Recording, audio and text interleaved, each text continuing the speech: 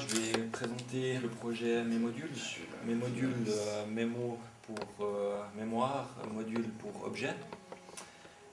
L'idée en fait c'est d'associer de l'information numérique à un objet physique. Moi j'ai été en Grèce, j'ai ramené ce coquillage. J'ai voulu associer mes photos numériques. Alors vous êtes à la maison, vous avez votre coquillage, vous êtes avec des amis, il vous suffit de déposer votre coquillage sur la table du salon. Le système va reconnaître mon objet et va m'afficher en fait les photos que j'ai prises pendant mon voyage. Avec la table, on peut piloter justement le diaporama comme en allant aux photos suivantes ou par exemple en revenant rapidement, rien qu'avec le doigt à la première photo. Voilà, je vais arrêter le diaporama en faisant stop. Voilà. Vous êtes toujours avec vos amis, un petit peu d'ambiance, hop, de la musique, je prends mon CD et je le dépose sur la table de mon salon. Et de nouveau, avec notre interface, on peut piloter les différentes musiques, par exemple en allant à la chanson suivante, comme un player classique, et en réglant le volume avec la main, avec un mouvement de haut en bas. Ok, j'arrête. Autre exemple, une carte de visite. Si je m'approche de la zone de téléphone, je vais pouvoir appeler mon correspondant qui est sur la carte de visite. Donc là, il y a Skype qui démarre. Je peux démarrer la conversation ou l'arrêter simplement avec la table. Maintenant, cette même carte de visite, si je la dépose sur la zone de la lettre, la boîte aux lettres, le système me dit que c'est un scénario multiple. Alors il s'attend en fait à un deuxième module. Donc je vais reprendre mon coquillage et je vais le déposer sur ma zone. Et en fait, qu'est-ce qui va se passer? À mon destinataire, il va envoyer les photos de mes vacances par email. À un objet, on aimerait des fois avoir les photos et des fois de la vidéo. Alors, pour filtrer entre les photos et la vidéo, on va utiliser en fait notre voix pour choisir entre les photos et les vidéos.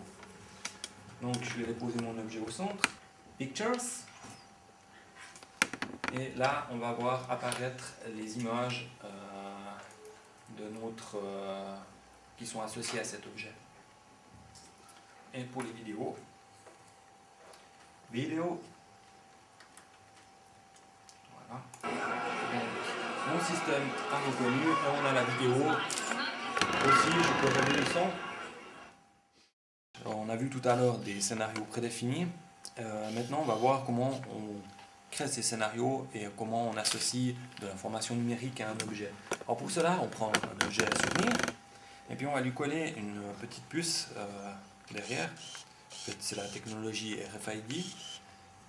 Il faut que mon système reconnaisse la puce, donc la puce a un numéro d'identité. Pour cela, je vais prendre une première application. Je vais justement déposer mon objet pour qu'il soit reconnu, comme ceci. Je vais prendre une photo de mon objet, comme ceci. On a un système de catégories ici. Par exemple, business card pour les cartes de visite. Ici, ça va être simplement un objet générique. Ensuite, l'étape d'après, c'est d'associer l'objet aux différentes ressources multimédia. On a différentes pièces ici en haut et on va construire en fait un puzzle pour créer notre scénario. Alors, je vais prendre une première pièce. Donc ici, c'est nos objets. On retrouve notre coquillage et ici, notre petit personnage. Ensuite, je peux choisir la zone dans laquelle je peux faire mon scénario. Moi, on peut prendre la première, par exemple, téléphone.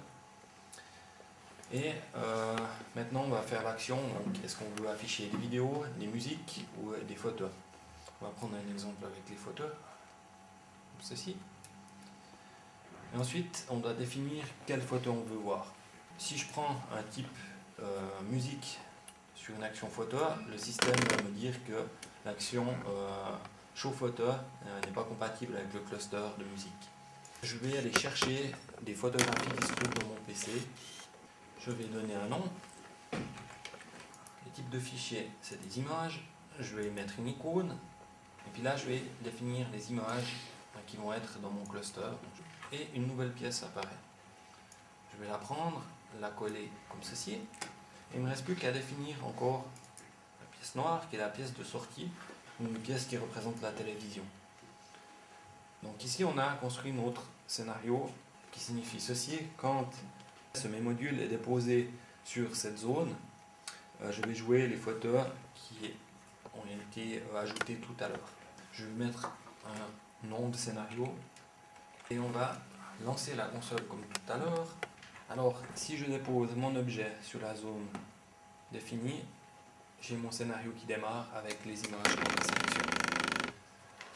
On peut faire des scénarios plus complexes avec la pièce rouge qui est des connecteurs qui nous permet justement par exemple de rajouter d'autres pièces en verticale et combiner ceci par exemple aux pièces bleues qui sont les interactions. On a vu tout à l'heure avec l'objet qui nous montrait des photos ou des vidéos. Donc nos scénarios, notre objet, quand on le dépose au milieu, va nous jouer des photos et ces photos spécifiques à l'écran quand on va appliquer cette interaction vocale. Si on choisit le scénario de vidéo, ce qui change, c'est qu'on va jouer ce cluster de vidéo, mais on va faire l'interaction vocale qui est cette pièce ici, qui représente une movie. On aurait très bien pu utiliser des pièces en fait, qui utilisent la Wii. Mon système va reconnaître le mouvement que j'ai fait et va démarrer un scénario en conséquence. Ou si je fais un V, par exemple pour vidéo, ou tout autre geste possible. Je peux aussi associer à mon scénario des conditions. Ça peut être des conditions de temps, mais on a aussi des conditions de température et de luminosité.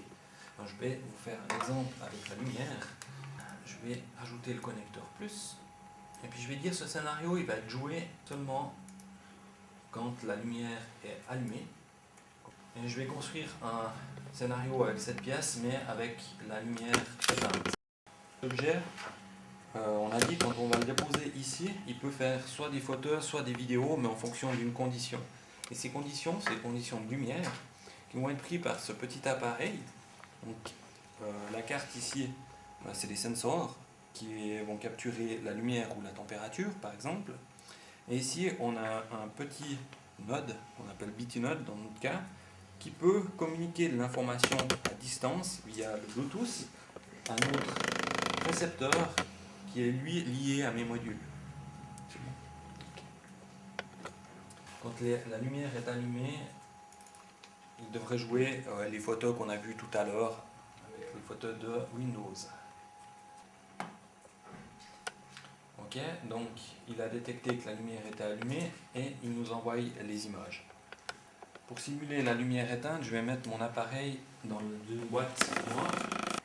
Donc je n'éteins pas mon appareil. Okay. Et je vais déposer mon module sur ma zone d'interaction.